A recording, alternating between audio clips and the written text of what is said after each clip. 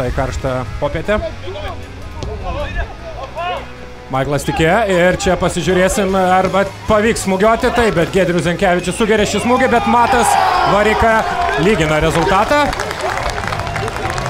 Laiku ir vietoje Matas Vareika atsidūręs, pakartojo savo komandos draugo netikslų smūgį.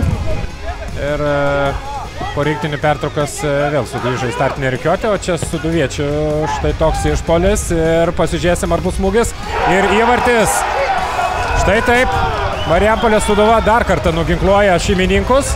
Puikų perdavimą gavęs Motiejus Burba smeigia netremamą smūgį į Arijaus Bražinsko ginamus vartus ir rezultatas tampa 2-1. Džiaugiasi čia Marijampolės Sūduvos sirgaliai, būtent Cristiano Ronaldo šventimą. Ir čia toks smūgis ir penktasis Domantas Antanavičius. O dabar Patrikas Popesku smūgiuoja tiesiai Giedriui Zenkevičiui į glėbį.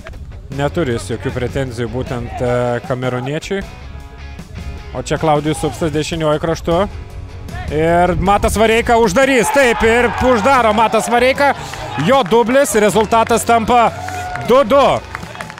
Na ką, brendo ir Klaudijaus Supsto vienas iš perdavimų pasiekė visgi adresatą. Dėkoja Matas Vareika savo kapitonui už šį puikų perdavimą.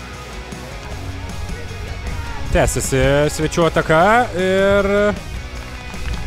tuo tarpu Leo Ribeiro ir jo smūgis ir gaudo Giedrius Zenkevičius. Ir Leo Ribeiro. O ir čia Njoja Kader su jėga grūmėsi į priekį, kamuolys, kur kamuolys ir jo geras perdavimas į aikštės vidurį, bet praranda ten kamuolį, ką tik pasirodęs Linas Zingertas, o čia Leo Ribeiro ir kamuolys nevartose. Taip ir yra ir ten štai ir įvartis. Įvartis ir nemaloni, labai nemaloni situacija, susidūrė galva. Iš karto kviečiami yra medikai į baudos aikštelę. Samišis baudos aikštelėje. Iš vienos pusės Hegelman džiaugiasi pergalę. Sveikiname juos, 3-2 išplėšus paskutinę minutę, iš kitos pusės linkime didžiausios sveikatos šiems dviem žaidėjams.